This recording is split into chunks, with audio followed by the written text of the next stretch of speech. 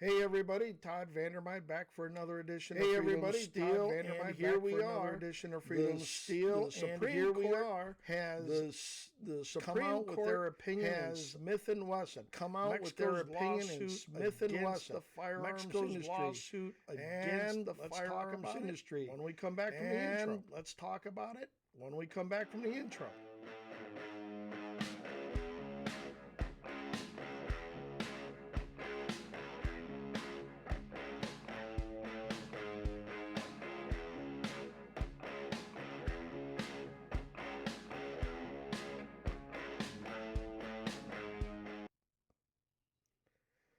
Hey everybody, Todd Vandermeid back for Freedom Steel, former NRA contract lobbyist, Illinois gun law guru. And so this morning we have the decision from the Supreme Court in Mexico v. Smith and Wesson. It is a 9-0 decision. So we got everybody.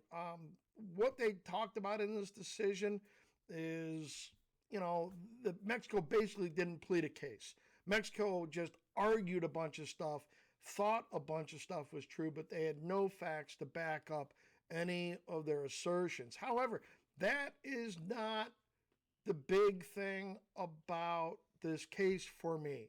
Yes, we won.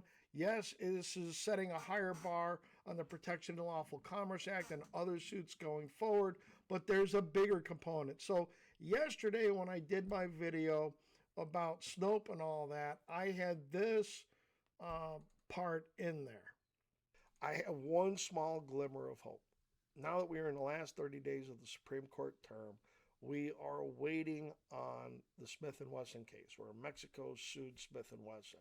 And I'm just wondering, I'm hoping, and hope is not a strategy, hope is not a plan. But I'm crossing my fingers and dreaming that maybe Justice Alito, Justice Thomas get something in the main decision along the lines that, look, Mexico, you claim all these things are being sold and all these things are doing damage, but in the United States we have the Second Amendment. The Second Amendment protects the sale and commerce of the firearms that you're complaining about, including the AR-15. It is a rifle. It is America's most common rifle, and those types of firearms are protected under our Second Amendment. Just a nugget, maybe a piece of dicta, something that we can just, rub Easterbrook's nose in like a pile of dog crap. So, I got what I was hoping for. And yes, hope is not a strategy. But the decision is only 15 pages or so long. It's not very long. But here at the bottom of page 13, the court, now understand, this was written by Kagan, but it was signed off on by all 9 justices. As noted above, Mexico here focuses on the manufacturer's production of military-style assault weapons, among which it includes AR-15 rifles, AK-47 rifles, and .50 caliber sniper rifles.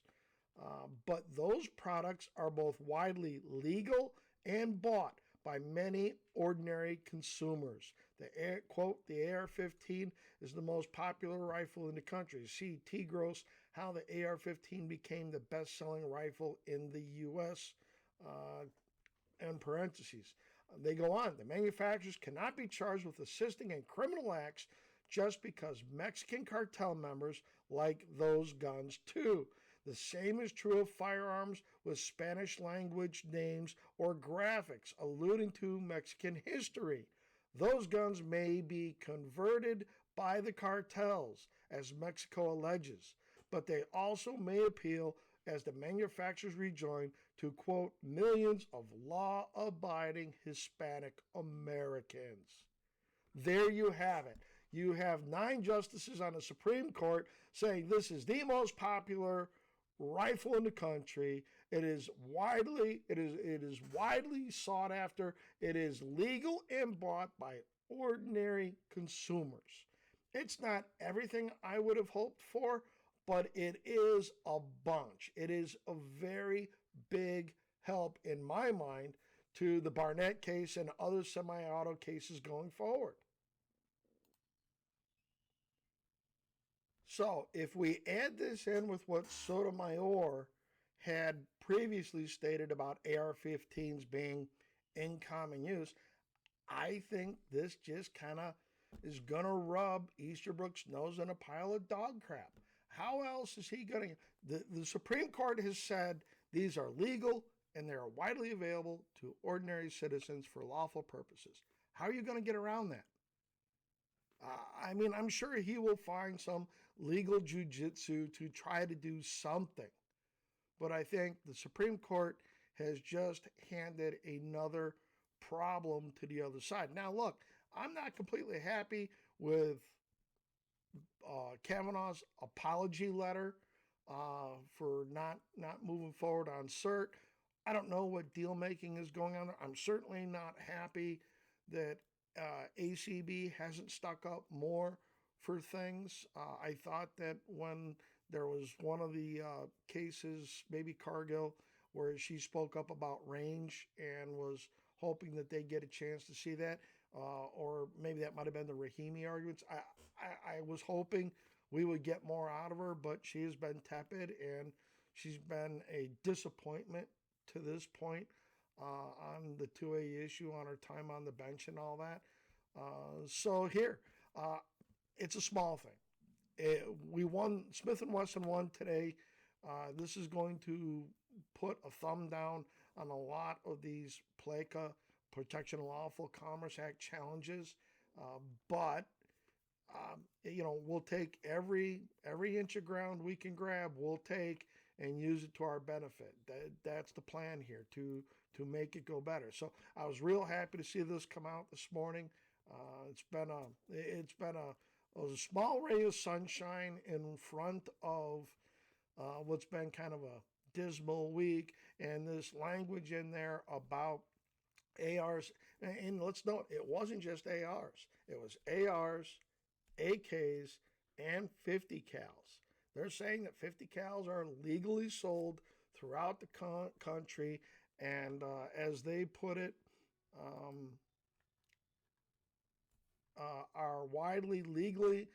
both widely legal and bought by many ordinary consumers.